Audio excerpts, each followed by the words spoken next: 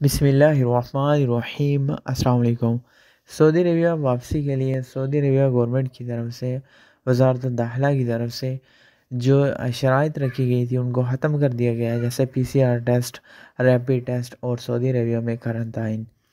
अब एक सवाल यहाँ पैदा होता है कि ऐसे तमाम अफराद जो हैं जो सऊदी अरबिया दाखिल होना चाहते हैं, अगर उन्होंने वैक्सीन नहीं लगवाई हुई, बगैर वैक्सीनेटेड हैं, या फिर ऐसे अफराद जिन्होंने सऊदी अरबिया वज़ारत दाखिला की तरफ से जो मंजूर शुदा 9 वैक्सीन है उनमें से कोई और वैक्सीन की डोजेज़ कंप्लीट की हुई, तो ऐसी सूरत में क्या वो सऊदी अरबिया दाखिल हो सकते हैं या नहीं?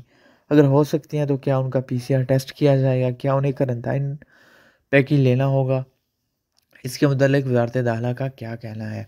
ऐसे तमाम अफराद जिन्होंने सऊदी अरबिया वज़ारत दाखिला के मुताबिक सऊदी अरबिया आने से पहले वैक्सीन नहीं ली हुई या ऐसी वैक्सीन ली हुई है जो सऊदी दाखिला वज़ारत सेहत की ने अप्रूव नहीं की, तो ऐसी सूरत में अगर वो सऊदी अरबिया दाखिल होंगे तो उनको पीसीआर टेस्ट करवाने की भी बिल्कुल ज़रूरत नहीं, ना उनका रैपिड टेस्ट होगा, ना वो करंतना करेंगे।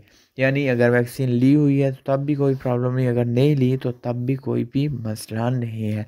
जब सऊदी अरबिया एंटर होंगे तो फिर आप लोग दोबारा से वैक्सीन बुक करके वैक्सीन लगवा सकते हैं, लेकिन कोई शराइत ऐसी नहीं रखी गई।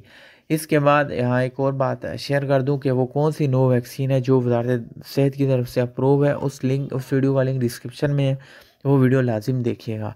इसके अलावा जब सऊदी अरबिया में इंटर होंगे तो ऐसी सूरत में आप लोग अगर वैक्सीन ली हुई है तो सऊदी अरबिया वज़ारत सेहत का एक लिंक है, वहाँ रजिस्ट्रेशन कीजिएगा, उस वीडियो का लिंक मैं डिस्क्रिप्शन में दे दूँगा। इसके अलावा जब सऊदी अरबिया एंटर होने लगें तो ऐसी सूरत में 48 घंटे पहले एक मुकीम कदूम प्लेटफार्म है, वहाँ आप लोगों ने रजिस्ट्रेशन करनी है, वो भी ज़रूरी है।